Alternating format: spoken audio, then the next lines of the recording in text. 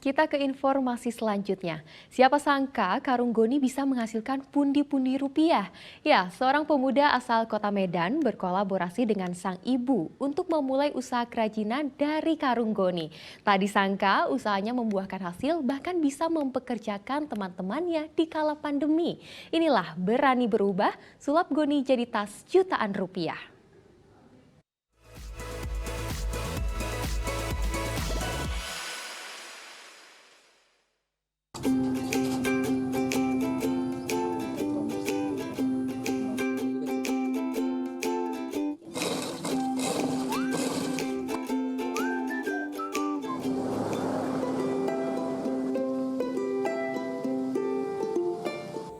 Dulu awalnya saya memang di dunia arsitek dulu, cuman akhirnya ada di beberapa saat saya berhenti, ada kendala lah gitu, ada kendala saya berhenti, akhirnya saya coba hal-hal baru lagi.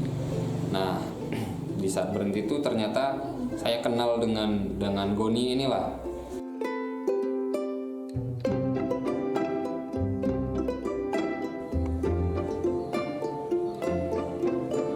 Kebetulan mama saya bisa jahit, akhirnya coba kolaborasi lah. Tanya sama mama, bisa nggak buat seperti ini? Ayo kita coba lah, kata mama.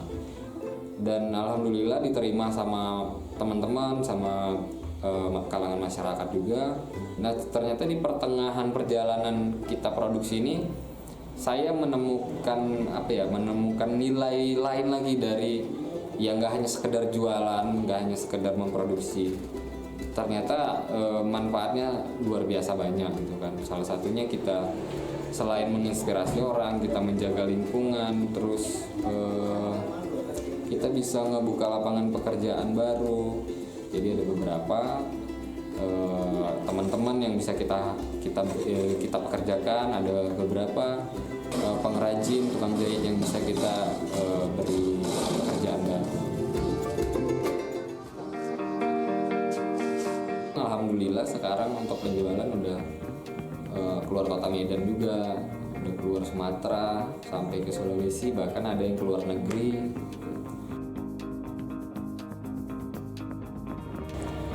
Iya benar. Sebenarnya kalau goni itu memang sifatnya gatal ketika itu terkena langsung dengan kulitnya kita. Nah, cuman kita biasa kita biasa menjelaskan, mengedukasi para pembeli. Nah, akhirnya itu kita perbaiki lagi secara desainnya. Jadi di bagian belakang kita lapis dengan kain seperti kanvas dan lain-lainnya gitu. Itu salah satu solusi yang kita inovasi lah, kita bilang inovasi untuk buat satu produk yang lebih baik lagi. Ya, jadi kita banyak juga belajar dari komplainan pelanggan-pelanggan dari awal dulu kan.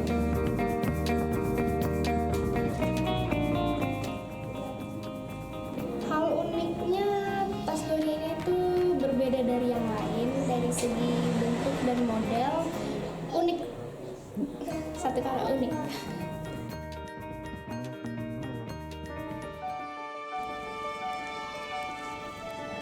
Apalagi kemarin sebelum pandemi, kita coba kerjasama dengan beberapa instansi, walaupun akhirnya gagal karena pandemi.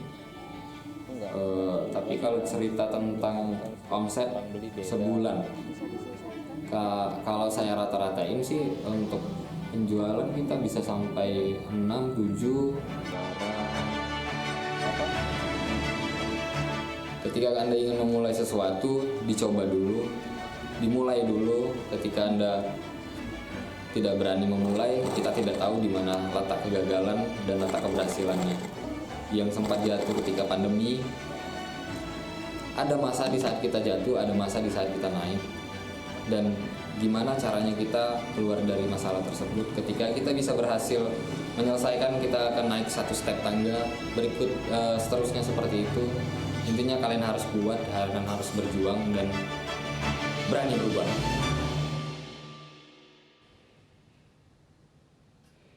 Menyambut tahun 2023 yang tinggal beberapa hari lagi, tentunya warga memiliki harapan besar akan pembangunan di Sumatera Utara. Nah, kira-kira apa saja ya harapan warga untuk daerah tercintanya ini?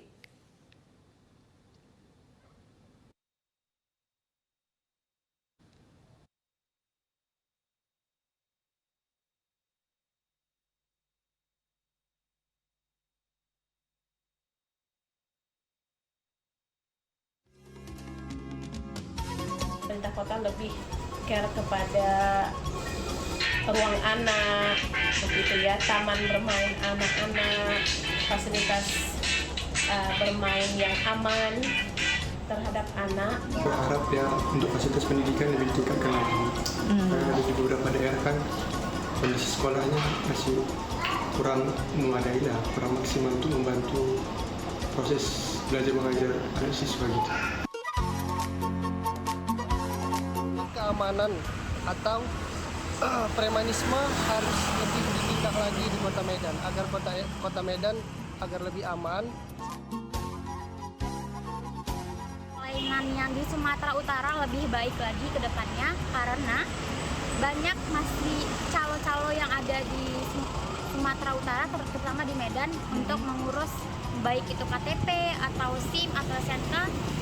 Sektor yang harus diperbaiki di tahun 2023 ada infrastruktur umum ya. Kayak banyak jalan-jalan di Kota Medan yang berlubang, terus yang tidak rata, yang berbahaya untuk pengendara yang lain. Sektor infrastruktur jalan rusak, tolong lebih diperhatikan lagi di daerah atau kabupaten setempat. Lakadolu itu merupakan sebuah jalan yang menghubungkan ke tempat pariwisata yang sangat strategis di Tilawang. Jadi kalau jalannya hancur, tentu orang-orang akan malas berwisata ke sana. Masyarakat Sedang Bedagai berharap jalan provinsi yang menuju Dolo dan Tanjung Beringin harus diperbaiki, apalagi habis banjir. Sebuah konten menarik agak lain menjadi konten dengan nuansa Sumatera Utara yang menarik. Dan berikut liputannya.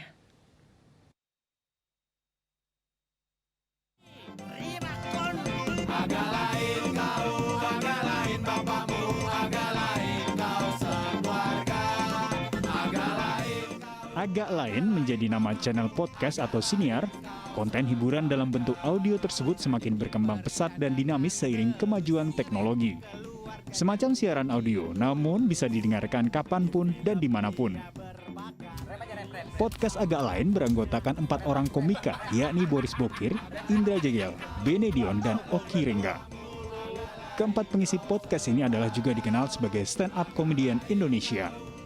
Isi konten grup ini lekat dengan budaya Batak dan kultur Sumatera Utara, baik bahasa, logat, dan celetukan yang dipakai, menceritakan kisah-kisah unik kehidupan mereka sehari-hari.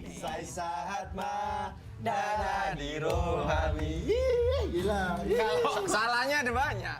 Pertama, konten yang lekat dengan kedaerahan tertentu atau suku tertentu ternyata justru membuat konten ini dicintai oleh pendengar dari suku atau tanah kelahiran yang sama maupun yang berbeda. Lihat itu kayaknya kalau kita membuat sebuah konten dengan kelokalan Sumatera Utara ini juga akan menjadi menarik karena tren ini sedang sesuatu yang dibanggakan gitu. Kalau dulu kan ada kesan orang-orang daerah dengan lokalnya itu tuh sesuatu yang norak gitu kan, ketinggalan betul. Sementara sekarang tren lagi beralih itu sesuatu yang cool gitu. Sumatera Utara itu kan ada banyak suku ya. Banyak sekali. Jadi yang menjadi kekhasan bukan bahasa daerah tapi dialek. Tapi betul. Bahasanya masih bahasa Indonesia. Betul. Dan itu akhirnya membuat kita bisa membuat sebuah konten yang lokal tapi masih bisa dinikmati oleh banyak orang. Betul. Kadang-kadang suka lama kali aku nggak dengar kata ini kayak mengke itu kan kata bahasa Medannya manja kan. Nah gitu. Jadi kita orang-orang yang itu tuh lama kali aku nggak dengar kata ini gitu. Kita sadar bahwa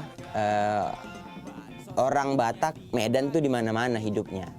Akhirnya setelah ada kami, mereka ngerasa bahwa mereka jadi rindu kampung, kangen. Bahkan ya kita tuh sering kali dapat mention orang Swiss, dia tinggal di Swiss, di Jepang, Jerman gitu. Belanda. Nah itu tuh kayak jadi ya juga kita dulu nggak pernah punya hal ini. Tarik dulu, mainkan ketua.